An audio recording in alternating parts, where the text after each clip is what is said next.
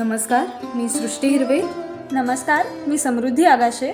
Nilima productions presents coffee with a conversation with artists यामध्ये आज जागतिक महिला दिन. या वुमन्स डेच्या निमित्ताने निलिमा प्रोडक्शन्सकडून सर्व महिलांना खूप साऱ्या शुभेच्छा. वुमन्स डेच्या निमित्ताने आम्ही कॉफी विथमध्ये एक वेगळी जोडी तुमच्या सगळ्यांसमोर घेऊन आलो आहोत. या दोघीही कथक नृत्यांगना आहेत. तसंच त्या एका सुंदर नातात बांधल्या गेलेल्या आहेत. अर्थातच ते नातं म्हणजे आई मुलीचं नातं. तर पाहूयात coffee with Manisha Abhay and Siddhi अभय.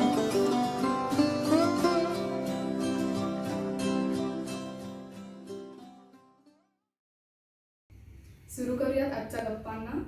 मनीषाताई, सिद्धीताईची एक मुलगी आणि एक शिष्या अशी या अँगलने आम्हाला ओळख करून दे छोटीशी. ओके, मुलगी आणि शिष्य असं वेगवेगळं सांगण्यापेक्षा मी आत्ता मुलगी म्हणून सांगेन. सिद्धी अभय ॲक्च्युली मुलगी म्हणून तिच्याकडे बघितलं तर मुलीपेक्षा जास्त मैत्रीण आहे ती माझी. म्हणजे 25 वर्षांचा अर्थातच अंतर आहे आमच्यात, पण मला असं वाटतं की आम्ही एकत्र वाढलो. आणि मी ॲक्च्युली आमचे स्वभाव खूप विरुद्ध आहेत. म्हणजे मी खूप बोलते आणि ती खूप शांत आहे. मी अनेकदा असं होतं की मी पटकन रिॲक्ट होते, ती विचार करून रिॲक्ट करेल. आणि हे फक्त आत्ताचं नाही आहे, हे अगदी पूर्वीपासून आहे की ऐकून घेऊन त्याच्यावरती विचार करून मग रिॲक्ट होणं किंवा स्वतःचं मत मांडणं हे तिचं अगदी पहिल्यापासून स्वभावात आहे. सो मुलगी म्हणून मी असं म्हणेन शांत, समंजस, अजिबात हट्टी नाही आणि शहाणा पोर जसं असतं तशी आहे. ओके.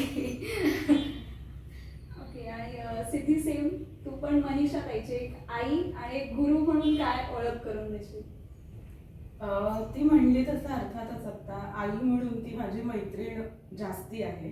कारण मी लहान असल्यापासून आमच्या दोघींची जी गट्टी असते ना तसंच होतं कायम. म्हणजे अगदी शाळेत असल्यापासून की शॉपिंगला एकत्र जायचं किंवा खरेदी करायची एकत्र आणि खायचं बाहेर जाऊन. तर या सगळ्या गोष्टी आम्ही खूप केल्या आहेत एकत्र. त्यामुळे आई म्हणून ॲक्च्युली जास्ती म्हणजे आमचं खूप असं खेळीमेळीचं आणि असं चिल नातं आहे जास्ती. गुरु म्हणून तो जो एक ती मधली लाईन असते ना की आता इथून पुढे आई नाहीये, गुरु आहे. म्हणजे काही स्पेसिफिक ठिकाणांवर स्पेशली, तर ते आम्ही हळूहळू उलगडत गेलो असं वाटतं मला. कारण पहिल्यापासनं म्हणजे मला माहित नाही तिच्या साईडनी, पण खूप अर्थात लहान असल्यापासून ना आई तर पटकन आईच असते, ताई होत नाही खूप. तर ते मुद्दामून आणावं लागतं कुठेतरी. तर गुरु म्हणून ती बऱ्यापैकी स्ट्रिक्ट आहे.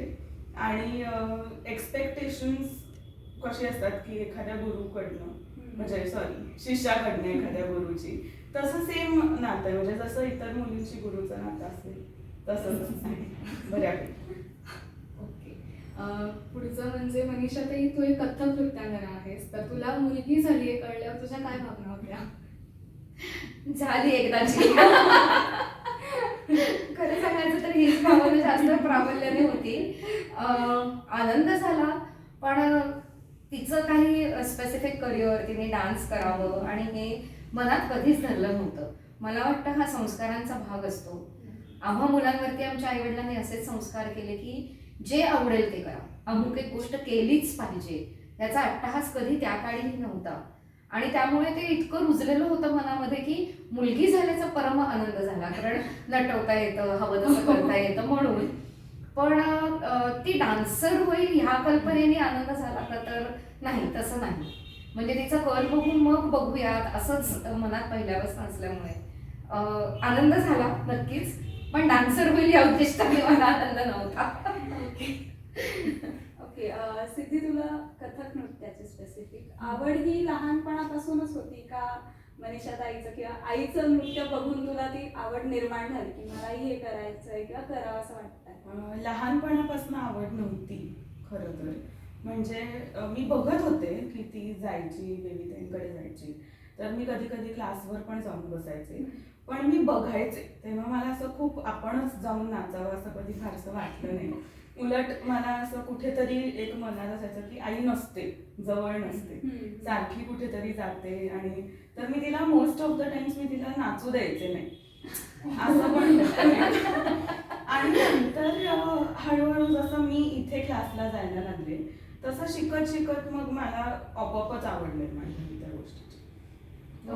म्हणजे मी तर असं म्हणेन की ती पहिल्या वर्षांमधलं कधी शिकली हे मला आठवतच मलाही नाही. आठवत फर्स्ट सेकंड इयर कधी झालं मला डायरेक्ट असं 3-4 वर्षाचं झालेलं हेच आठवतंय. कारण ती अगदी 3-4 वर्षाची होती तेव्हा आमच्याकडे थर्ड इयरला बन्सी बट्टे जमुना तट शिकवतात. तर ती सगळ्या मुलींच्या मध्ये धावत धावत यायची म्हणजे मला अतिसुगंध करायचंय असं म्हणून ती ते करायला बसायची आणि तेवढंच करायची. आणि जेव्हा मग शिकवायला सुरुवात केली तेव्हा शी वॉज लाईक की मला नाही हे करायचंय, मला अतिसुगंध करायचं. सो तो काळ मला वाटतं की माझ्याही दृष्टीने ग्रोथचा पिरियड असल्यामुळे तिच्या लहानपणच्या नृत्याकडे मी फार डोळसपणाने पाहिलं नाही. करू दे, बाकीच्यांबरोबर उभं राहू दे असं एक प्रकारचं थोडं दुर्लक्षच झालं. मला वाटतं हल्लीच्या आया जास्त मुलींना आपण काय म्हणतो प्रमोट करण्याच्या दृष्टीने खूप अवेअर असतात. मी तशी अवेअर आई नव्हते. मला असं वाटलं की हा नाचते नाचू दे, बघू नंतर बघू. पण तेही योग्य होतं असंही वाटतं. त्यामुळे आता जे आहे ते त्यामुळे बेटर आहे असं वाटतं. पुढचा प्रश्न मनीषाताई, तुझी नृत्याची आवड तू लहानपणापासून कशी जोपासलीस किंवा तुझा एकंदरीत हा नृत्याचा प्रवास कसा होता? खूप इंटरेस्टिंग आहे माझ्या दृष्टीने पण. कारण मला नृत्य आवडतं म्हणून मी कधी नृत्य वर्गात गेलेच नाही. आवड आईची. आणि म्हणून मग त्यात जवळ जो वर्ग भरतनाट्य मंदिरमध्ये होता की वॉकेबल डिस्टन्स 2दा क्लास दाखवला की मुलगी सायकलवरनं जायची. इतका अगदी प्रामाणिक विचार करून आईने नृत्य वर्गात घातलं. माझा एवढाच गुण आई म्हणते म्हणून मला आठवते, मला तेवढं काही आठवत नाहीये की कशाला कधी नाही म्हटलं की मला जायचं नाहीये किंवा आईने माझं मत विचारलं नाही की तुला जायचंय की नाही. हल्ली जे विशेषत्वाने की माझ्या मुलींना करायचंय असं म्हणतात तसं आईने काही विचारलं नाही की तुला जायचंय का. आई म्हणली मला आवडते तू जा. आणि मी गेले, मी सिन्सिअर होते आणि म्हणून मी करत राहिले आणि खंड अजिबात पडला नाही. त्यामुळे आता असं बघायला गेलं तर मी वयाच्या 7व्या वर्षापासून शिकत होते. मला ह्या क्षेत्रात येऊन 43 वर्ष झाली, त्याच्यावर विश्वास बसत नाही. म्हणजे मी जेव्हा बघते तेव्हा मला असं वाटतं की 43 आयुष्य, लिटरली आयुष्य माझं नृत्यामध्ये गेलं. पण गुरु चांगले मिळणं हे भाग्याची गोष्ट असते. जाफर फरीद मुल्ला सर माझे पहिले गुरु, ज्यांच्याकडे मी बनारस घराण्याचं शिक्षण घेतलं 10 वर्ष. आणि त्यांनी अत्यंत प्रेमाने माझं केलं. घुंगरू बांधून देण्यापासून खूप रडत असले तर कडेवर घेऊन समजूत घालण्यापर्यंत सगळं त्यांनी माझं केलं. आणि वयाच्या 11व्या वर्षी मी, म्हणजे 7 ते 11 हा पल्ला किती छोटा आहे खरं म्हणजे, पण मी भारताचं रिप्रेझेंटेशन इंटरनॅशनल चिल्ड्रन्स मीटला पॅरिसला त्यावेळेला 82 मध्ये केलं होतं. भारतातनं 10 मुलं सिलेक्ट झाली होती, त्याच्यात मी होते आणि मी ग्रुपची लीडर होते वयाच्या 11व्या वर्षी. सो ही जी आवड मला वाटतं जोपासली त्याच्यात गुरूंचा मोठा वाटा आणि अर्थातच आई वडिलांचं म्हणजे पूर्ण सहकार्य की करतेस ना कर, छान कर, व्यवस्थित कर असं म्हणत. म्हणजे मला आठवतं की माझी भावंड मला सायकलवरनं कॉम्पिटिशन्स वगैरे घेऊन जायची. मी सगळं आवरून दांडीवर सायकलच्या पुढे बसायची आणि जायची. बरं आल्यानंतर रिझल्ट काय लागला ह्याची काहीच नसायचं, गच्चीत जाऊन खेळायचं मैत्रिणींबरोबर. म्हणजे त्याची इतकी जागरूकता नव्हती पण मनापासून करायची इच्छा होती. आणि मग म्हणजे सुवर्ण योगच की रोहिणीताईंकडे शिकायला आले आणि तारून सुलाखून निघाले असं मी म्हणेन की परिसाचा स्पर्श झाला की लोखंड सुद्धा सोन्यासारखं चमकायला लागतं. सो मी तशी चमकले असं मला वाटतं की त्यांनी अनेक मार्ग मोकळे करून दाखवले, खूप प्रेमाने शिकवलं. म्हणजे हल्लीच्या मुली टिकतील की नाही माहीत नाही. आमच्याकडे 4th इयरला झपताल असतो. मी झपताल विविधेंकडे 10 वर्ष शिकले. पण हे फक्त माझं नाही मी सांगत, माझ्या बरोबरची अख्खी बॅच आम्ही सगळ्याजणी 10 वर्ष विविधेंकडे. म्हणजे तुम्ही काय शिकताय सध्या? झपताल. तुम्ही काय झपताल. पण त्याच्यानंतरच्या 1 वर्षात मला वाटतं उरलेले सगळे ताल मी शिकलेलो होतो. द थिंग इज, जेव्हा आपल्याला रोहिणीताईंसारखे गुरु मिळतात तेव्हा त्या झपतालातल्या प्रत्येक बंदिशीत वेगळी गोष्ट प्रत्येक क्लासला शिकायला मिळते. त्यामुळे 10 वर्ष माझ्या मते फार काही नाहीये. 10 नसतील कदाचित 7-8 वर्ष टिकत असेल, पण काही विशेष नाहीये. त्यांनी जे आम्हाला मिळालं ते शब्दांमध्ये व्यक्त होणं अगदी कठीण आहे. पण वेवितांनी खूप प्रेमाने लक्ष दिलं, गुरुच्या शिस्तीने वाढवलं, आईच्या प्रेमाने दटावलं. कारण लग्न लवकर झाल्यामुळे त्याही जबाबदाऱ्या खूप होत्या माझ्या. पण त्यातूनही सगळ्यातून कसं कलेकडे बघावं याची दृष्टी त्यांनी मला दिली. आणि त्यामुळे हा प्रवास जितका सुखकर आहे तितकाच मला असं वाटतं समाधानाचा पण आहे. म्हणजे आजूबाजूला इतकी स्पर्धा आपण आता बघतो, पण त्या स्पर्धेत कुठेतरी आपल्याला थांबायचंय आणि आपल्याला नक्की काय अचीव्ह करायचंय हे जर माहिती असेल तर समाधान मिळतं, नाही तर माणूस धावत सुटतो. तर ते समाधान गुरूंच्या शिकवणीमुळे आम्हाला लाभलंय, ह्याच्यात काही वाद नाही.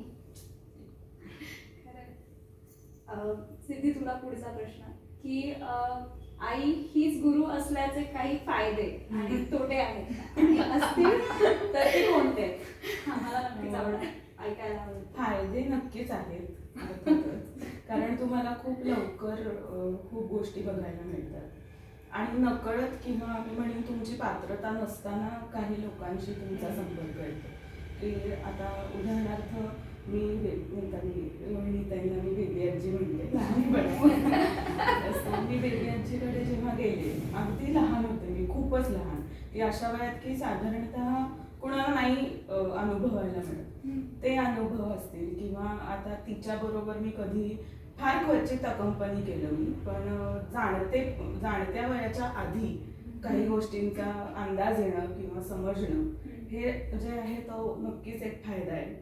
आणि तोटे म्हणजे नाही, तोटे असं मी बिलकुल म्हणणार नाही. तोटे आहेतच थोडेसे, की एकतर एक्सपेक्टेशन्स की तुमच्यावर कोणीतरी लादतं म्हणून नाही, पण एका विशिष्ट वयानंतर तुम्ही स्वतःच ती घेता म्हणून, तर ती एक्सपेक्टेशन्स आणि ती पूर्ण करण्यासाठी तुम्हाला करावी लागणारी धडपड ही सहसा म्हणजे माझ्या अंदाजाने तरी लोकांना जितकी दिसते त्याच्यापेक्षा जास्ती असते.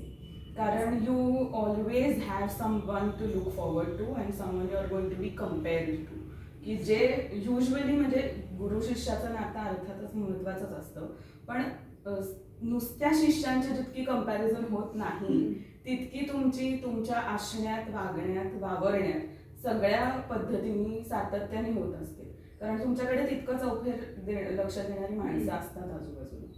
सो तो एक थोडासा कम्प्लिटली तोटा असा नाही, कारण त्याच्याने परत तुम्हाला कुठेतरी फायदाच होत असतो, पण थोडासा एक म्हणू शकतो आपण की हा एक थोडा तोटा आहे की ओव्हरलोड ऑफ एक्सपेक्टेशन असं होऊ शकतं.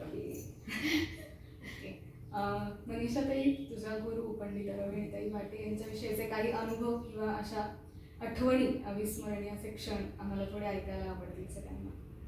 अविस्मरणीय खरं म्हणजे खूप आहेत. त्याच्यातलं पहिलं एक मी मगाशी म्हणलं तसं की गुरु शिष्याच्या पलीकडे पण कसं नातं असतं. तर मी जेव्हा प्रेग्नंट होते तेव्हा मी क्लासला गेले नाही पहिले 3 महिने, कारण सासरकडनं असं सांगणं होतं की 3 महिने झाल्याशिवाय सांगायचं नाही, जायचं नाही, बोलायचं नाही. बरं, मोबाईल फोन्स नव्हते त्यामुळे कुणाला कळवलंय हा मुद्दा नव्हता. तर जेव्हा पहिल्या 1 महिना मी जात होते, नंतर मी थोडे दिवस बंद केलं, तेव्हा रोहिणी त्यांनी माझ्या आईकडे फोन केला आणि म्हणाला की मनीषा क्लासला येत नाहीये का हो, काही झालंय का तिला? तर आई म्हणली नाही, काही झालं नाही आहे, पण बहुतेक ते होणार आहे म्हणून त्यांच्याकडे नाही म्हणलेले आहे. तर म्हणल्या हो, पण इतकी चांगली नृत्यांगना 9 महिने नुसती घरी बसणं हे योग्य नाहीये तिच्यासाठी आणि बाळासाठी. तिला सांगा माझा फोन येऊन गेला होता आणि यायला सांगा. म्हणजे मला त्याची महती, त्याचं महत्त्व आत्ता कळतं. काय फरक पडला असता त्यांना मी नसते गेले तरी. खूप शिष्यांची रांग होती त्यांच्याकडे, उत्तम शिष्या माझ्या पुढच्या करणाऱ्या माझ्या सगळ्या ताया होत्याच तिथे, पण त्यांना ते जग दिसलं आणि ह्या मुलीचं वर्ष ह्या एका कारणाने वाया जाऊ नये, ह्या प्रेमाने त्यांनी स्वतःहून, म्हणजे किती डाऊन टू अर्थ एखाद्या व्यक्तीने असावं त्याचं हे सगळ्यात उत्तम उदाहरण. आणि दुसरं म्हणजे कितीही चांगला परफॉर्मन्स झाला तरी ते पटकन रोंडावर कधी कौतुक करत नसतं. दिल्लीला जेव्हा सोलो परफॉर्मन्सेस असायचे आणि थीम बेस्ड असायचे, त्याच्यात माझं त्यांनी नृत्य गोपाल म्हणून अर्ध्या तासाचा एक बसवला होता आणि लीला व्यंकटरमण सारखी लोक, क्रिटिक्स फर्स्ट लाईनमध्ये सगळे होते. खूप अप्रिशिएट केलं सगळ्यांनी येऊन. आणि बेबीताईंनी हाताला फक्त माझ्याकडे बघितलं झाल्यावर म्हणल्या वेणी का नव्हती घातलीस ग? आणि मला त्याचंच इतकं गिल्ट आलं की माझ्याबरोबर माझी मैत्रीण होती आणि मी तिला म्हणलं केवढी चूक झाली, 3दा सुटली, 4थ्यांदा घालायलाच पाहिजे होती. म्हणजे आपला परफॉर्मन्स कसा झाल्यापेक्षा पण ते अप्रिसिएशन त्यांच्या चेहऱ्यावरती होतं, बोलण्यात जरी नसलं तरी. ही एक खूप अशीच वेगळी आठवण की कुणीही चढू नये. त्या एका क्षणांनी तुम्ही वर की मी म्हणजे काय, हे कुठेही गर्वाचं घर नाही तर लवकर खाली होतं ना, त्यामुळे ते त्यांनी घरी होऊ दिलं नाही. आणि तिसरी सगळ्यात महत्त्वाची आठवण म्हणजे युरोप टूरहून परत आल्यानंतर 1 महिन्याची युरोप टूर आम्ही केली आणि स्वतःच्या जीवावर केली होती ती. म्हणजे कॉन्टॅक्ट्स मिळवून 28 दिवस जाऊन राहून वर्कशॉप्स प्रोग्राम्स असं खूप मस्त युरोप टूर करून आल्यानंतर त्यांनी स्वतःच्या हातातली ही बांगडी काढून हातात दिली आणि गंडाबंधन केलं. तर हे अनमोल आहे आमच्यासाठी. आयुष्यभराचं म्हणतो ना आपण एक घेणं असतं आणि त्याची जबाबदारी असते की हे गंडाबंधन झालंय. म्हणजे मला असं वाटतं की मी खूप बघते लोकांचा हल्ली गंडाबंधन असा मोठा सोहळा असतो वगैरे. तर आमच्या क्लासमध्ये मोठी एक रूम होती आणि आत एक छोटी रूम असायची की दोघी तिघी असतात तर त्यांनी आत करायचं, 4-5 जणींनी बाहेर बेबीताईंच्या समोर करायचं. तर त्या रूममध्ये मला नेलं आणि हातातनं ही बांगडी काढून हातात घातली. म्हणली आज तुमचं गंडाबंधन झालं. आता मला असा विश्वास वाटतोय की तुम्ही माझी जी साधना आहे माझं घराणं तुम्ही पुढे न्या. तर मला वाटतं असे गुरु सगळ्यांना मिळायला हवेत पण, कारण त्याशिवाय मूळ कळत नाही त्याचं आपण जे करतोय त्याचं. तर ह्या 3 मेजर आठवणी माझ्या मनात कोंदलेल्या आहेत कायमच्या. ऍक्च्युली अजून एक चौथी आहे ती हिच्या बाबतीतली आहे पण ती तीच सांगेल तुम्हाला. तेच मी आता तुझ्याकडेच वळणार होते की जेव्हा तू रोहिणी ताईंना पहिल्यांदा भेटलीस तेव्हा तुझी आठवण काय त्यांच्या सोबतची? मी पहिल्यांदा भेटले तेव्हाची मला एवढी अशी आठवेल अशी आठवण नाही, कारण मी खूप लहान होते. पण मी हिच्याकडनं जे ऐकलंय ते की ती खूप एक मजेशीर आठवण आहे. मी तिच्याकडनंच ऐकली, मी प्रत्यक्षात मला लक्षात नाहीये. तर मी एकदा शाळेतून डायरेक्ट क्लासवर गेले होते की काहीतरी कार्यक्रमाची प्रॅक्टिस चालू होती म्हणून. आणि बाहेरची जी खोली होती तिकडे शू रॅक आणि असं सगळं होतं. तर मी शूज काढले. मी अगदी किती 3-4 ज्युनियर सिनियर केजी मध्ये एवढीच होते मी, 4-5 वर्षाची. तर मी शूज वगैरे काढले आणि इथे या साईडला बेबीताई बसल्यात आणि समोर त्या सगळ्या नाचतायत आणि मी अशी मागून क्रॉस होऊन फक्त ते आणि सरप्राइझिंगली ते एका व्हिडिओमध्ये मी मागून अशी फक्त चालत चालत चालत म्हणजे पळत या साईडला येऊन बसले. आणि तेव्हा त्या आईला म्हणाल्या की मनीषा तुझी मुलगी तुझ्यापेक्षा ग्रेसफुल होईल असं. तिच्या केवळ चालण्यावरनं ते आमचं सगळं झाल्यानंतर कसं बोलवलं त्यांनी मला इकडे म्हणलं काय बेबी ते ही मुलगी चांगली डान्सर होईल. म्हणलं अजिबात नाचत नाही ती. माझी फर्स्ट रिॲक्शन अशी होती की ताई बेबी ते अजिबात नाचत नाही ती. तर मला म्हणलं बघ तू आणि ती तुझ्यापेक्षा जास्त ग्रेसफुल होईल, वाईट वाटून घेऊ नकोस. पण मी त्यांना म्हटलं मला का वाईट वाटेल, ती तर माझी मुलगी आहे, कळेल तुला. म्हणजे त्याला ते सगळं माहिती होतं पण ते माझ्या मनामध्ये खूप कोरलं गेलेलं आहे. आणि विच इज अ फॅक्ट. म्हणजे माझ्या सिनियर्स म्हणतात हे मला की तू ग्रेसफुल आहेस, तू सुंदर डान्सर आहेस, पण तुझ्यापेक्षा ती जास्त ग्रेसफुल आहे. म्हटलं कारण आशीर्वाद कोणाचे घेतले का नाही होणार, नुसत्या चालण्यावरनं तिच्या किंवा पळण्यावरनं त्यांनी ओळखावं. म्हणजे ती एक आठवण आणि दुसरी आणि अजून एक हो ती येणारच होते तिथे. मग नंतर मी एक 12 वर्षाची वगैरे असेल, 5वी-6वीत असेल. आणि तेव्हा बेबीताई म्हणजे क्लासवर येणं त्यांनी बंद केलं होतं आणि बऱ्यापैकी घरी असायच्या. तर एकदा आई मला म्हणली की आपण आता आम्ही संध्याकाळच्या क्लासला निघालो होतो तर मला म्हणली आपण जाऊन येऊ 1-अर्धा-पाऊण तास. म्हणून आम्ही घरी गेलो तिथे आणि त्या भेटलं कधी की त्या विचारायच्या की काय शिकतेस आईकडे, आई नीट शिकवते ना. मग मी सांगितलं तेव्हा मी बहुतेक 3rd इयरला होते. तर 3rd इयरला 1, 2, 3, 4, 5, 6, 7 अशी एक गिनती आहे. तर त्याचा जो पहिला स्टान्स आहे तो असा आहे. तर आता मी बऱ्यापैकी सहजपणे त्यातल्या त्यात करू शकते. पण मी त्यांना ते करून दाखवलं. त्या मला म्हटल्या की मी लय धरते तू कर. मग मी ते करून दाखवलं आणि मला अर्थातच असं धाकधूक होत होतं, कारण काय ना म्हणजे रिॲक्ट कसं करणार तिथे. तर त्यात ते करून झाल्यावर त्या मला म्हणल्या की तू सगळं बरोबर करतेस, लईत करतेस, पण पहिली चक्कर आहे त्याचा जो तुझा लुक यायला पाहिजे तो नीट येत नाहीये, तर तो परत कर. असं परत कर असं मी 15 ते 20 वेळेला त्यांच्या समोर केलं आणि त्याच्यानंतर म्हणल्या की आता बऱ्यापैकी करतेस, तर आता हे कायम लक्षात ठेव. पण ती गोष्ट मला एवढी लक्षात राहिली की आता म्हणजे मी अकॅडमीमध्ये मी जेव्हा शिकवते लहान मुलींना तेव्हा नमस्काराला आपण ही चक्कर घेतो ना, तर प्रत्येक मुलीला नमस्काराला सांगताना पण मला स्वतःला आठवतं की हे असं हे इथे पाहिजे, हे होत नाहीये, हे करायला पाहिजे. तर ही खूप गोड एक आठवण आहे जी कायम माझ्या बरोबर राहील. आणि त्यातनं घेण्यासारखं म्हणजे की कन्सिस्टन्सी. ते मला कायमच असं वाटलंय की त्या एका प्रसंगातनं सुद्धा की 15-20 वेळेला करून ती एकच मुवमेंट दुरुस्त झाली. म्हणजे उरलेल्या अनेक त्रुटी असतीलच, पण so consistency is something which I टूक अवे फ्रॉम दॅट इन्सिडेंट. पुढचा प्रश्न मनीषाताई, सिद्धी ताईची एक अशी आवडलेली नृत्य प्रस्तुती कुठली आणि का? आतापर्यंतची बघितली तर असं काय वाटतं तुला? बापरे. ॲक्च्युली एकल ध्यास म्हणून मी एक सिरीज चालू केली होती ज्याच्यामध्ये सोलो परफॉर्मन्स करतात. तर त्याच्यातली तिची प्रस्तुती मला खूप आवडली होती, कारण ते नावासारखं खरंच तिने त्याचा ध्यास घेऊन ज्या तऱ्हेने काम केलं. आणि सगळ्यात छान गोष्ट म्हणजे अभिनयाची एक ठुमरी शेवटी तिने सादर केली होती त्यावेळेला, आणि ती बिरजू महाराजजींनी लिहिलेली आणि गायलेली ठुमरी होती. पण परफॉर्मन्सच्या आधी 3 दिवसपर्यंत मला जे मी तिच्यासाठी अभिनयाचं म्हणून ठरवलं होतं ते भावत नव्हतं मला, आणि म्हणून मी परफॉर्मन्सच्या आधी 3 दिवस ही ठुमरी सेट केली. शब्दशः 3 दिवस आधी. म्हणजे ह्याच्यात एक्झॅजरेशन नाही, माझी मुलगी म्हणून तिला चढवायचं वगैरे असं खरंच नाही. पण तिने ज्या तऱ्हेने ती पिकअप केली आणि ज्या तऱ्हेने त्याचं रेंडिशन केलं की जणू काही मी खूप दिवस शिकली आहे आणि मी करतेच आहे.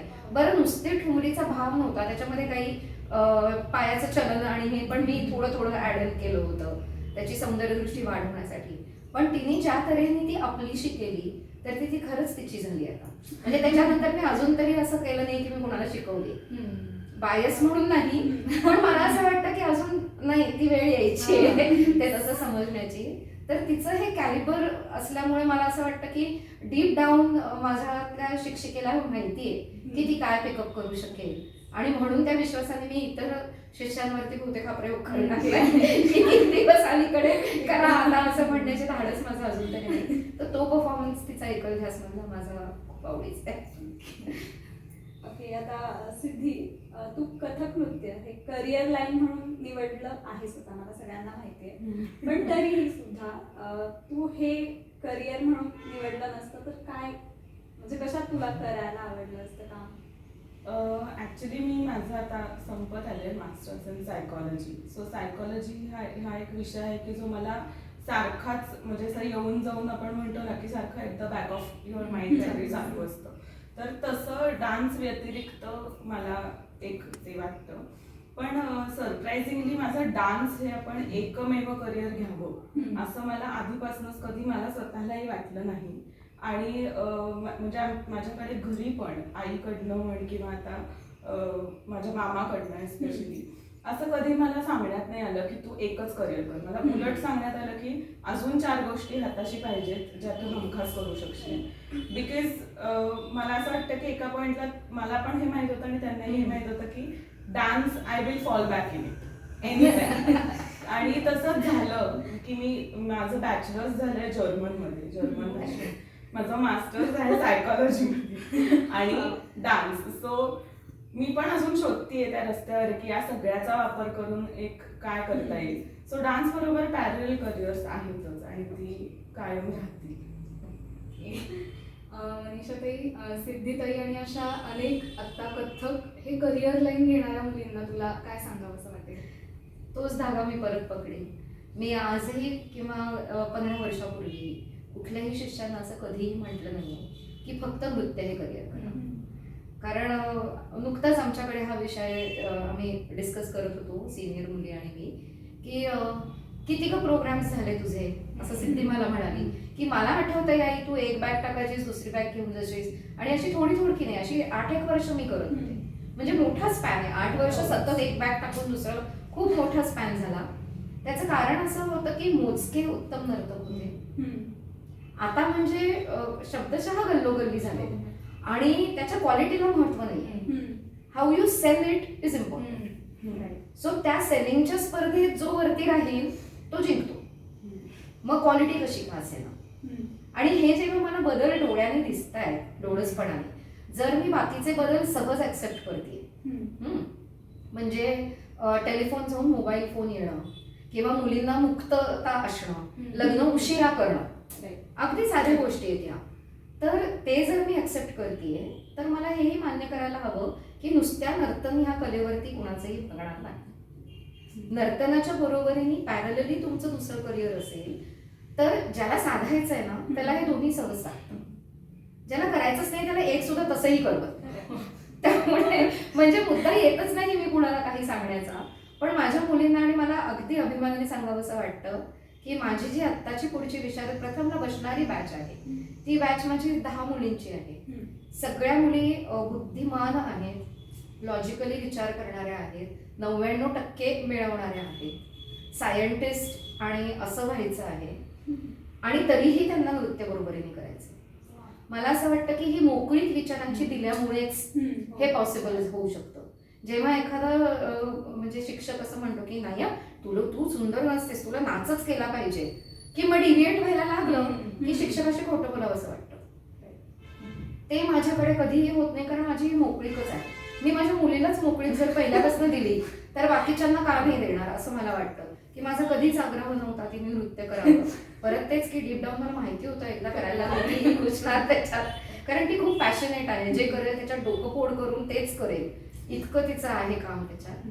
पण तिला जर मोकळीक आहे तशीच इतर शिष्यांनाही मोकळीक आहे की पॅरल करिअर करा. हा वाटत असतं की हिने पण करावं हिने पण करावं, ते असतातच गोष्टी. पण तरी मला असं एक ऍड करावं असं वाटतं की आता एस्पेशली तरी माझी पिढी पण म्हणजे आता बऱ्यापैकी झाली, पण माझ्या आजूबाजूच्या लोकांनी तरी हा विचार करावा की डान्स करिअर म्हणून निवडा, काही हरकत नाही किंवा त्यात काही गैरही नाही. पण आता तरी किमान परफॉर्मन्सेस आणि क्लास घेणं हे ह्याच्यापर्यंत सीमित असलेलं जे आहे ना ते पार करून आपण जर पुढे गेलो तर काहीतरी अर्थ आहे, तर it is going to grow. Otherwise it's stale. म्हणजे जसं एक गोष्ट एकेका ठिकाणी ठेवून किती कार्यक्रम करणार, तू एक करशील पण शेवटी बघणारे लोक कोण आहेत हेही बघूयात ना थोडंसं. म्हणजे लोक पण पाहिजे. आणि रसिक कसे तयार होणार जर तुम्ही इतर लोकांना भेटलात, वेगळ्या ठिकाणी नृत्य घेऊन गेलात तर रसिक तयार होतील. आज मी तुझ्याकडे येऊन करते तू माझ्याकडे येऊन कर असं नाही होऊ शकत. सो हे आपल्या जनरेशननी या गोष्टीचा थोडा विचार करण्याची आवश्यकता आहे. कदाचित खूप मोठा आहे हा विचार, पण ऍटलीस्ट त्या पाथवर तरी जायला हरकत नाहीये की सुरू तरी करूयात अशा. ओके, आता तुला प्रश्न आहे थोडा अवघड किंवा सोपाही तुला मनीषा ताई एक आई म्हणून जास्त आवडते का एक गुरु म्हणून जास्त आवडते? रिझन कठीण आहे कारण म्हणजे दोन्हीकडे दोन्ही गोष्टी आहेत. आई म्हणून म्हणजे आता चूज करायचं असेल तर तरी त्यातल्या आई म्हणून, कारण जास्ती मोकळेपण आहे आमच्या. गुरु म्हणून तिच्याकडे जेव्हा मी बघते म्हणजे गुरु शिष्याचं आमचं नातं असेल तर काही बरेचदा आमचे असे थोडेसे वाद होतात किंवा खटके उडतात किंवा मग मतं वेगवेगळी असतात, कारण ते वेगवेगळ्या दिशेने आम्ही विचार करतो. पण आई मुलगी म्हणून आम्ही जास्ती मॅगी बोलतो एकत्र. पण मला दोन्ही म्हणून आवडते. मनीषा ताई, जेव्हा तुम्हाला दोघींना असं बाहेर डुएट परफॉर्मन्सेस करायला संधी मिळते तेव्हा तुम्ही मेहनत त्या अँगलनी कशी घेता? किंवा म्हणजे तू तिचं कसं करून घेतेस किंवा एकंदरीत तुम्ही काय करता अशी? एकत्र प्रॅक्टिस करणं हेच ऍक्च्युली महत्वाचं आहे आणि ही ईश्वराची देणगी आहे आम्हाला दोघींना की आम्ही खूप एकत्र नाही केलं तरी आमच्या नकळत आम्ही खूप एकसारखं करतो. म्हणजे दिसताना पण आम्ही अजिबात सिमिलर दिसत नाही. मी माझ्या वडिलांसारखी दिसते खूप, पण स्टेज वरती आम्ही अगदी सारख्या दिसतो. आणि म्हणजे ही कमेंट खूपदा आलेली पण आहे की एकदम सेम दिसता तुम्ही, म्हणजे आमच्या उंचीपासून सगळ्यात फरक आहे पण तरीही आम्ही एकसारख्या दिसतो आणि लिटरली एकमेकींची सावली असल्यासारखे हात आम्ही करतो. म्हणजे कुठलेही फोटोज नंतर पाहिल्यानंतर परवाच्याच प्रोग्राम मधला तो शिवाचा फोटो असा आहे आणि दुसरी अशी काहीतरी मुवमेंट आहे तर बोटांच्या ठेवणीपासून आमचं सगळं एकसारखं आहे आणि ही ईश्वराची देणगी आहे आणि खूप नॅचरली आहे. त्यामुळे वेगळी मेहनत खरंच नाही करावी लागत, ते मोल्डून होऊन जाते, ते आपोआपच झालेलं आहे. म्हणजे खूप विचार करून की आता तू असा डोल घेतेस तर मी पण घेते हे नाही सांगावं लागत. मी तिला सांगितलं की अगं सिद्धी असा डोल आहे आणि आम्ही दोघीने केला तर आमचा एकसारखाच होतो. सो तशी वेगळी मेहनत घ्यावी लागत नाही. हा, फक्त आम्ही म्हणजे रेग्युलरली प्रॅक्टिस करतो आमच्याकडे. हा, दर शनिवारी आणि आम्ही एक इंटेन्सिव्ह सेशन करतोच. म्हणजे मी आणि माझ्या या सिनियरच्या 4 जणी अशा आम्ही साधारण 8 ते 1, 8 ते 12 असं आम्ही नाचतो. म्हणजे मग मी म्हणेन ते नाचायचं त्या दिवशी सगळ्यांनी, किंवा त्या म्हणतील ते मी करायचं, असं आम्ही करतो. सो ते इंटेन्सिव्ह सेशन आमचं एकत्रच असतं, त्यामुळे होऊन जातं. ओके, आता सिद्धीला प्रश्न की आई म्हणजे मनीषाताई ऑलरेडी एक खूप मोठी कथक नृत्यांगना आहे आणि सुकृती डान्स अकॅडमीची संचालिका पण आहे. तर यानंतरची तुझी या क्षेत्रातली ध्येय, स्वप्न आणि काही संकल्प कुठले असतील? अर्थात मी तो मुद्दा मगाशी जो म्हणले तुला की सीमित न राहता पुढे जाण्याचा प्रयत्न करणं, तर ते माझं तुर्तास नुकतंच ऑलमोस्ट एका वर्षाच्या विचारानंतर मी या पॉइंटला पोहोचले की मला नक्की काय करायला आवडेल. हा प्रश्न गेल्या वर्षी मी खूप या विचारात होते की करतोय आपण डान्स करतो आहे, आपल्याकडे काहीतरी आपल्याला येतंय आणि खूप शिकायचं आहे अजून पुढे पण ह्याच्या पलीकडे जाऊन काय की what is it that I want to do, की ज्याच्यामध्ये मला माझी वयाची कितीही वर्ष झाली तरी मला बोर होणार नाही, किंवा म्हणजे डान्समध्ये बोर होईल अशातला भाग नाहीये, पण एक काहीतरी असतं ना की तुमच्या समोर ते एक लक्ष असलं की तुम्ही त्या दिशेने चालायला लागता. तर मला थोडी मला असं वाटतं की गेल्या काही महिन्यात या गोष्टीची क्लॅरिटी अजून मिळाली आहे की या 2 ऍस्पेक्ट सोडून की शिकवणं मला मनापासून प्रचंड आवडतं आणि मला परफॉर्मन्सेस करायला अर्थात कोणालाही आवडेल तसं मलाही आवडतं, पण हे 2 सोडून मी कलेच्या क्षेत्रात काय करू शकते. म्हणजे नॉट नेसेसरीली की फक्त कथकच किंवा फक्त डान्सच, पण थोडंसं इतर गोष्टींचा इंटरडिसिप्लिनरी विचार करून की म्हणजे नाटक असेल किंवा आता व्हॉइस असेल, तर या गोष्टींचा वापर करून आपल्याला काय असं तयार करता येईल की जे फक्त कलेच्या क्षेत्राच्या पलीकडे जाऊनही इतर लोकांना ऍक्सेसिबल होईल.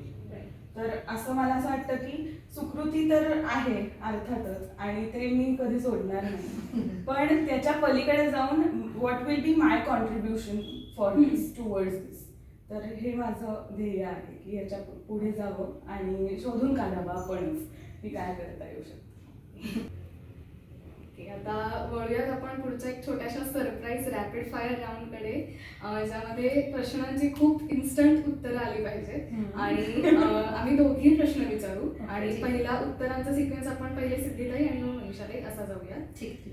पहिला प्रश्न. ओके, तुझा आवडता ताल कुठला आहे? त्रिताल. कथक नृत्यातील प्रेरणास्थान?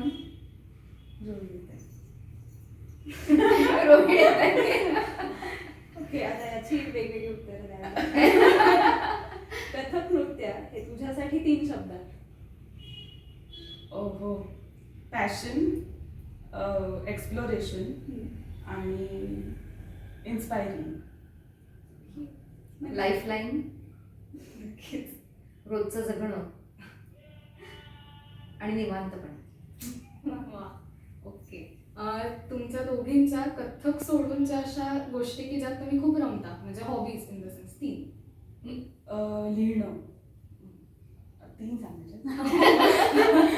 एक तर लिहिणं आहे. खूप टाइमपास, खूपच बोर होत असेल तर नेटफ्लिक्स वगैरे आणि नाहीतर खरेदी. प्रचंड आवडतं. वाचणं आणि खरेदी. लिहिणं अधनं आहे माझं, आणि खरंच खूप डोक्याला हे झालं असेल तर बिंज वॉचिंग. ओके, तुला आवडलेली तुझी एखादी नृत्य संरचना?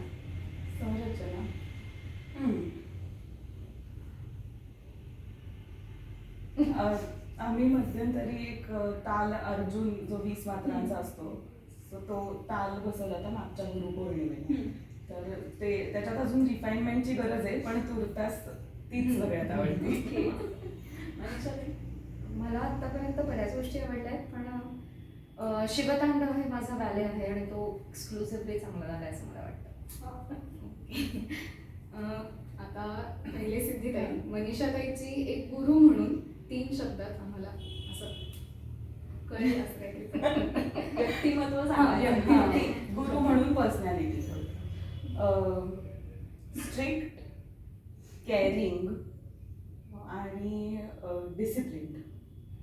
आणि मनीषाताई सेम सिद्धीताईचा एक शिष्या म्हणून. पॅशनेट, शिष्या म्हणून क्लेवरली थॉटफुल, म्हणजे खरंच असती खूप विचार करते म्हणून, आणि एथिकल. ओके, आता मनीषाताई आणि सिद्धी तुमच्या दोघींची एक एकत्र नृत्य प्रस्तुती आम्हाला नक्कीच बघायला आवडेल. तर त्याच्याविषयी काही सांगशील का? ॲक्च्युली ही नृत्य प्रस्तुती जेव्हा मी केली, आज आम्ही कजरी करतोय डुएटमधली, तर जेव्हा मी ती सेट केली 2012मध्ये, तेव्हा त्याचा भाव कळण्या इतपत ॲक्च्युली सिद्धीचं वय होतं असं मला वाटत नाही. पण मी मगाशी म्हटलं तसं की तिने ते इतकं आपलंसं केलं आणि इतकं मॅच्युअर्ड झालं त्याचं रेंडिशन. 2012 is way back. मी प्रावश नावाचा एक बॅले केला होता आणि त्याच्यामध्ये ही कजरी केली होती नायिका म्हणून दाखवायला. तर त्यावेळेला तिने आणि मी ही सेट केली. हार्डली 11वी-12वीत असेल, नाही, खूपच लहान होती. आणि तरीही परत तिने ते समजून घेऊन तो भाव, म्हणजे परत तेच की मला समजावंच लागलं नाही तिला. मी सांगितलं की हे असं आहे, हे असं आहे, ठीक आहे करूया, आणि आम्ही केलं. सो म्हणून त्या दृष्टीने ती खूप महत्त्वाची आहे. मला वाटतं पहिली आमची डुएट रचना आहे ती.